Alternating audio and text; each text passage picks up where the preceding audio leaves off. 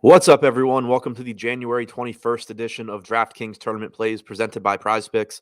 I'm your host, Adam Scherer. You can find me on Twitter at ShipMyMoneyDFS. And as a reminder, you get one free month of Awesemo Plus Platinum when you sign up and make a deposit at PrizePicks. Be sure to use the code Awesemo to receive a 100% first deposit bonus up to $100.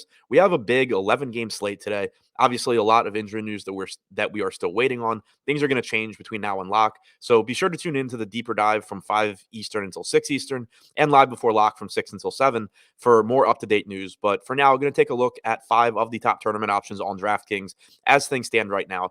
Coming in at number 5, Jayson Tatum, $9,700, only projected for 3% ownership tonight.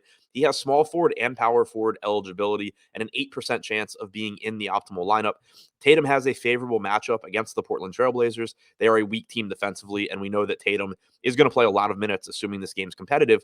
Tatum's priced at a point where, on average, he's a little bit overpriced. It makes it difficult to get to him, but within any one game, you can certainly see Tatum step up and play really well, and Jaylen Brown take more of a backseat and not cut into Tatum's production as much as he does on a typical night. The low ownership makes it a pretty appealing spot to pay up a little bit and overpay a little bit to be contrarian in going to Tatum, someone that is certainly good enough to score 55, 60 DraftKings points if things go his way.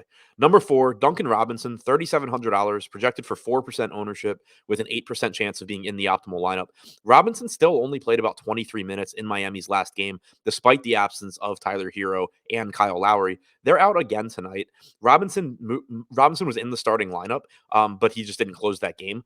There's still minutes available for him, though, if he plays well. At $3,700 and very little ownership, it's a pretty appealing spot to get to, especially with the way the slate stands right now, where there's not a lot of really good, cheap value, and there are plenty of guys to pay up for. Robinson isn't a safe option. He's not the most exciting option in the roster, but at that price tag, he certainly has a ceiling because of his ability to knock down three-pointers. If he shoots well, he's more likely to play more minutes also, which adds some volatility, which is nice in tournaments.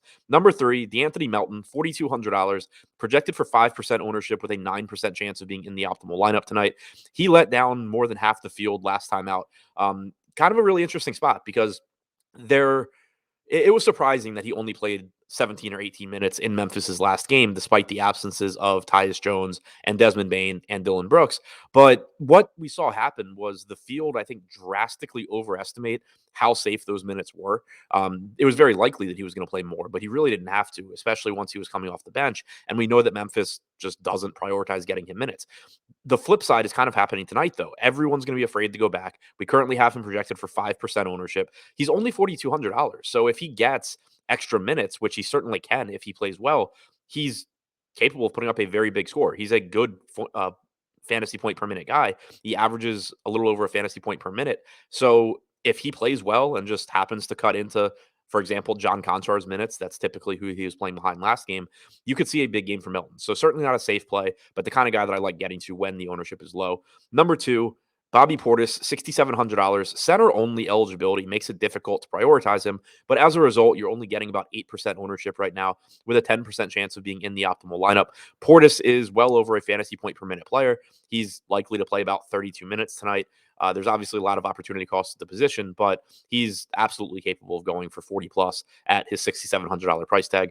And then number 1, Nikola Jokic, just typically at the top of my tournament lists when we get these bigger slates and his ownership is low.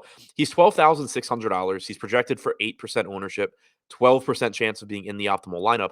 It's difficult to get to Jokic because not only are there a lot of really good pay up options and a lot of really good center options, there's also not a lot of really good cheap value, as I mentioned earlier. So it makes it difficult to get there, and it makes him risky because even though he's the highest projected player on the slate, it's pretty likely that if he just hits his projection and scores 65 fantasy points or whatever in that ballpark, whatever he's projected for, you're probably going to be able to have had better lineups by paying down at center.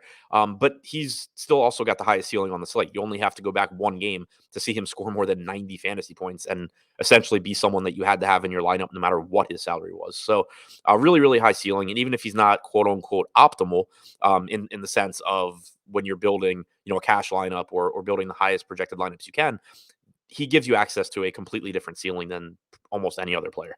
So to recap, the top 5 tournament options on DraftKings as things stand right now: Jayson Tatum, Duncan Robinson, DeAnthony Melton, Bobby Portis, and Nikola Jokic.